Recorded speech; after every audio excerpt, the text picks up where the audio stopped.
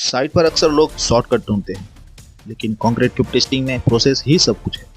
Site पर concrete की quality check करने के लिए क्यूब टेस्ट हमारा सबसे भरोसेमंद हथियार है। लेकिन क्या आप जानते हैं कि एक छोटी सी लापरवाही टेस्ट रिजल्ट को बर्बाद कर सकती है? चलिए आज समझते हैं IS कोड के अनुसार क्यूब टेस्टिंग की स्टैंडर्ड प्रक्रिया क्या है।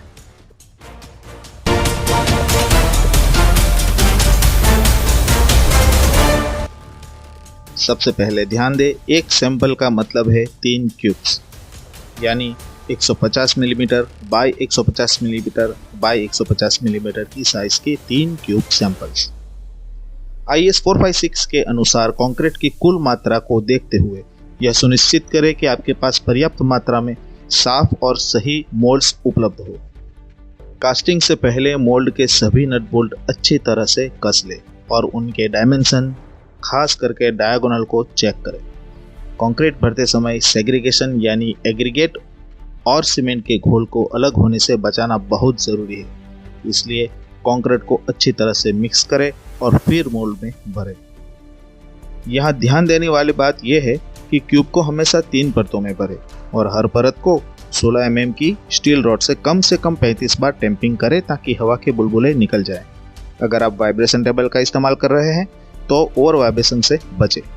क्यूब भरने के बाद अच्छी तरह से फिनिशिंग करें और हर क्यूब पर एक यूनिक पहचान लिखें। इसमें कंक्रीट का ग्रेड, ढलाई की तारीख और वो क्यूब किस मेंबर जैसे कि स्लैब का या कॉलम का है, इसकी स्पष्ट जानकारी होनी चाहिए।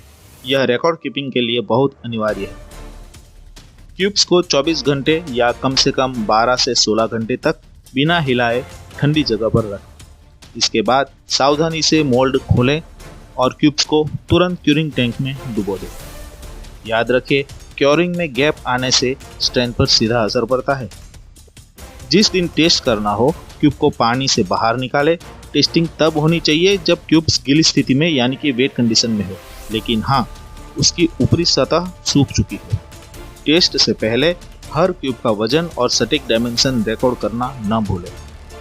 अब क्यूब को कॉम्प्रेसिव टेस्टिंग मशीन यानी कि CTM में बिल्कुल सेंटर में रखें। लोड की दर बहुत महत्वपूर्ण है। इसे बिना किसी झटके के 140 किलोग्राम प्रति वर्ग सेंटीमीटर प्रति मिनट की दर से तब तक बढ़ाएं जब तक क्यूब फेल ना हो जाए। यही वो समय है जब कंक्रीट की असली परीक्षा होती है। क्यूब टूटने के बाद मशीन पर आए लोड से कॉम्प्रेसिव स्ट्रेंथ की गणना न्यूटन पर स्क्वायर मिलीमीटर में करें और इस सटीक गणना के बाद रिजल्ट को तुरंत अपने क्यूब टेस्टिंग रजिस्टर में दर्ज करें। अंत में टेस्टिंग रजिस्टर में टेस्टिंग करने वाले के और गवाह के दोनों के हस्ताक्षर लें। एक प्रोफेशनल फॉर्मेट में टेस्ट रिपोर्ट को तैयार कर क्लाइंट को भेजें।